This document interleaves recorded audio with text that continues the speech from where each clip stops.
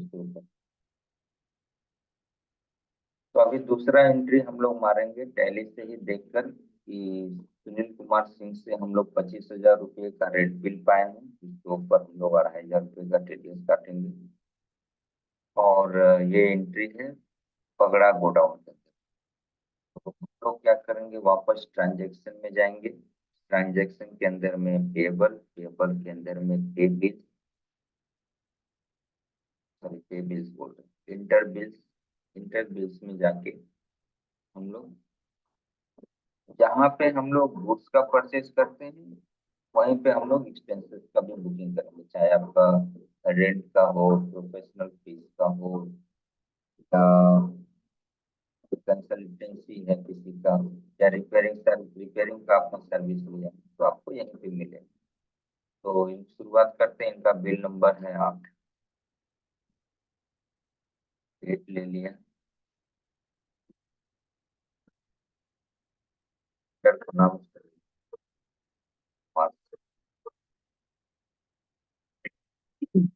Amount का column में, amount का फील्ड में हम कुछ नहीं डालेंगे, क्योंकि नीचे जो भी हम आइटम या लेजर चूज करेंगे वहां से amount plus tax minus TDS net value यहाँ पे आपको वो खुद लेकर। एंट्री डेट है 1 अक्टूबर। अभी हम इस नरेशन को कॉपी इसलिए कर रहे हैं ताकि जो एंट्री चेक करे या जो अप्रूव करे उसको पता हो कि एंट्री क्या चीज से रिलेटेड है। पर आने वाले कल में जब गो लाइव जाइएगा तो जो इंफॉर्मेशन फील्ड में कैप्चर हो जाएगा फिर दोबारा नरेशन में लिखने का जरूरत नहीं। जैसे लास्ट एंट्री में 391 बैग लिखने का कहीं पे फील्ड में कहीं पे इंफॉर्मेशन लिखने का कोई जगह नहीं था, तो वो चीज आप मेमो में लिख सकते हैं कि ये जो हमारा तेंदुली है इतना केजी है, वो तो हमने क्वांटिटी में ले लिया था, बट कितना बैग है ये लिखने का कहीं जगह नहीं, तो उसको आप मेमो में लिख सकते हैं। तो अभी हम लोग आगे चलते हैं, इसको शुरू से ही अप्रूव्ड मोड में हम रख लेते हैं। रीजन ये है कि हमको टीडीएस का कैलकुलेशन भी चेक करना है।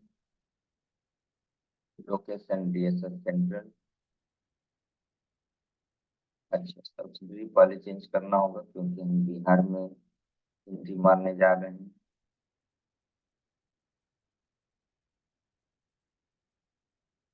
लोकेशन हम चूज करेंगे दक्षिण सराय सेंट्रल।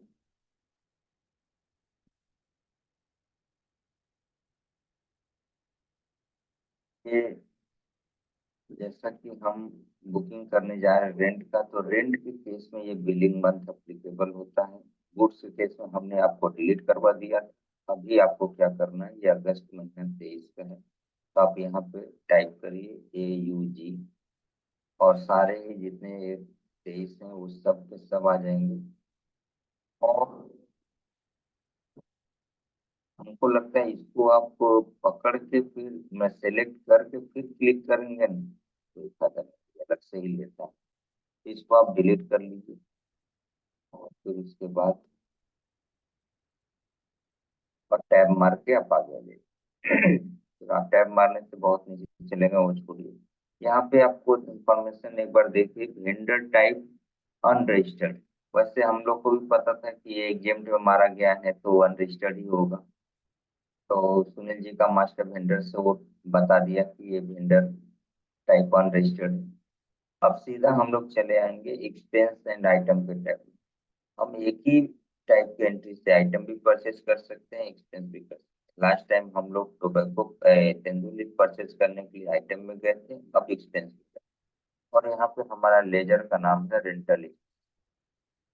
स्क्रीन पे आ गया सर्च करने से। अगर कोई लेजर, मान लीजिए HR सपोर्ट, मान लीजिए हमको देख, ये HR सपोर्ट हमने जो मारा ना, HR सपोर्ट, अगर आपको HR नहीं याद आ रहा है, सपोर्ट याद आ रहा है, तो आप अगर सपोर्ट करके मारिएगा तो कुछ नहीं आएगा। तो उसके लिए आगे में अगर आप परसेंटेज लगा लेते हैं तो आपका सपोर्ट कहीं भी रहेगा तो वो आ जाएगा। तो परसेंटेज का यूज करके भी आप एंट्री मार सकते हैं। और अभी रेंटल हम लोग यूज कर रहे हैं। यहाँ पे अमाउंट 25,000 रुपया है। हम 25,000 रुपये डाल देंगे। यहाँ पे अगर आपका मान लीजिए 3-4 गो रेंट का बुकिंग कर रहे हैं और एक रेंट है फॉर गोडाउन, मान लीजिए क्या चीज का है, गोडाउन का, तो पगड़ा गोडाउन। अच्छा, हम लोग डीएसएस सेंट्रल में, यहाँ पे देखिए ध्यान से, बुकिंग कर रहे हैं डीएसएस सेंट्रल में और रेंट है पगड़ा गोडाउन का, तो यहाँ पे आपको लोकेशन, तो आपका नरेशन में तो आप डाल ही सकते हैं। अगर ध्यान से सुनिए, एक रेंटल एक्सपेंसेस मार रहे हैं तो नरेशन में यहाँ पे लिखिए कि फॉर पगड़ा गोडाउन। ठीक है। और अगर आपको अलग अलग जगह के लिए रेंटल एक्सपेंसेस मारना है तो आप यहाँ पे खाली मतलब गोडाउन के लिए, ये ऑफिस के लिए, ये इसके लिए, और यहाँ पे आप लोकेशन मेंशन करिए कि यहाँ पे हमारा पगड़ा गोडाउन है। क्लियर हो रहा है? मेमो में आपको वो इंफॉर्मेशन देना है जो, जैसे गोडाउन है या ऑफिस है या आपका शॉप है या स्टोर है, क्या चीज का रेंट, या किसी इंसान मतलब गेस्ट के लिए आपने गेस्ट हाउस लेके रखा हुआ है तो उसका रेंट का बुकिंग कर रहे हैं तो वो इसमें बताइए। और लोकेशन आप यहाँ अलग रख सकते हैं, जैसे आपने कॉस्ट सेंटर अलग रखा और कहाँ के लिए खर्चा है वो अलग रखा। एचएसएन अपने आप आ गया है। टीडीएस की एप्लीकेबिलिटी भी अपने आप यहाँ पे सेक्शन मैप होके आ गया। आपको बस ऐड करना है। अब बिलिंग में देखना है वेंडर कहाँ से आए। ये देखिए इनका वेंडर गलत है, अगर टैली में हम जाके अगर कुछ रेक्टिफाई कर पाए तो कर देते हैं। देखिए यहाँ पे ही मिसिंग है, पर इनका पैन नंबर अवेलेबल है, तो सुनील जी का पैन है कि नहीं है वो एक बार श्योर हो लेते हैं।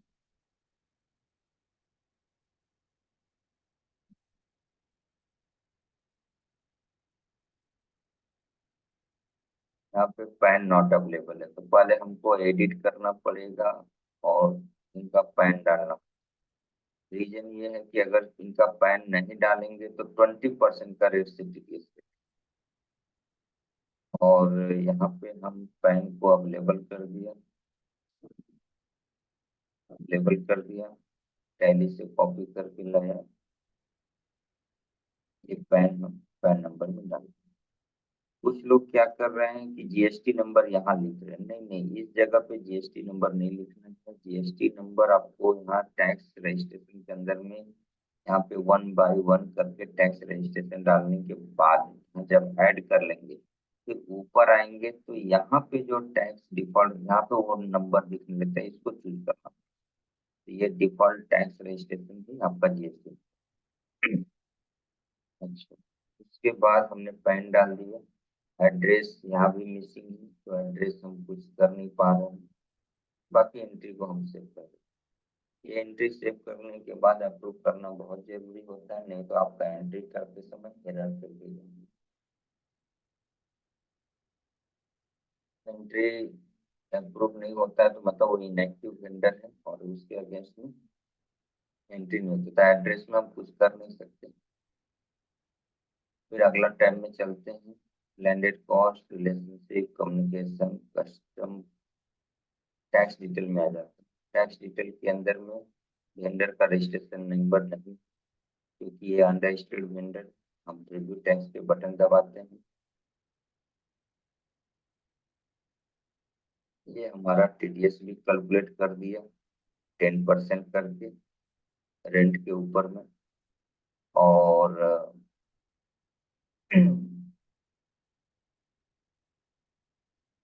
इनकी पहले से कोई एंट्री हो रखी होगी इसका मतलब।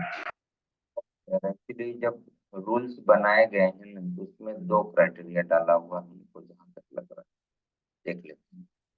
2 क्राइटेरिया मतलब सिंगल एंट्री 20,000 से ऊपर होगा तो भी कटेगा, और 240 होगा तो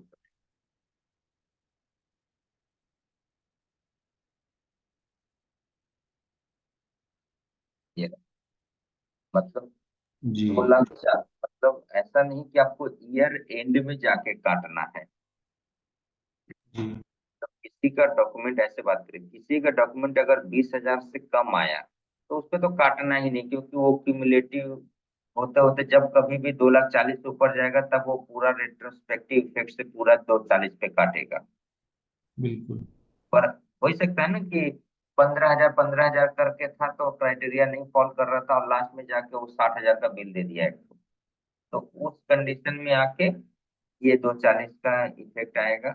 और अगर पहले ही बिल और दूसरा ही बिल से अगर ये मतलब डॉक्यूमेंट का वैल्यू ही बढ़ गया 20,000 से ऊपर तो टीडीएस अप्लाई कर। ठीक ही रूल। तो अब हम लोग वापस बिल में चलते, तो ये आपका 10% काट लिया।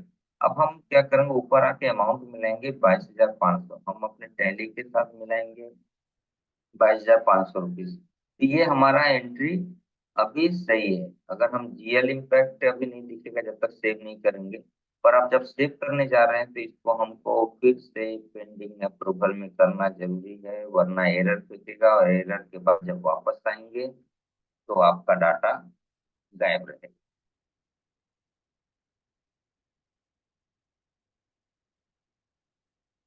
नेटसूट के अंदर में भी ना ड्राफ्ट वाला कंसेप्ट लेके आना चाहिए। मतलब अगर एंट्री करते करते कोई छोड़ के चला गया तो वो ड्राफ्ट मोड में रहे, वापस कंटिन्यू करे। तो ये हमारा जीएल इम्पैक्ट देखिएगा टीडीएस के बगैर आएगा। हाँ, टीडीएस नहीं दिखेगा जब हम इसको अप्रूव कर देंगे।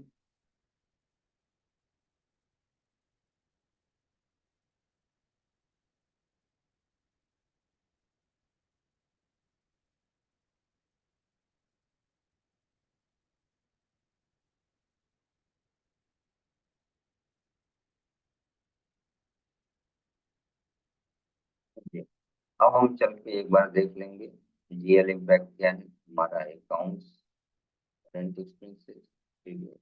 अच्छा, इस बार वो दो ठो एक्स्ट्रा वाला नहीं आया, वो लगता है खाली गुड्स के केस में आएगा, एक्सपेंसेस के केस में नहीं आ रहा।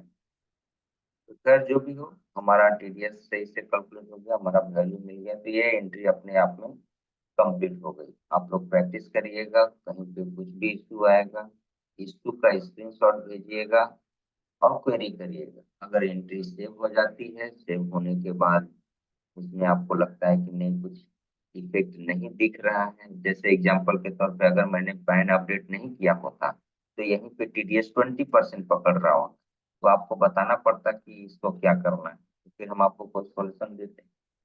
तो अभी रिकॉर्डिंग हम बंद कर रहे हैं इसका। एक टॉपिक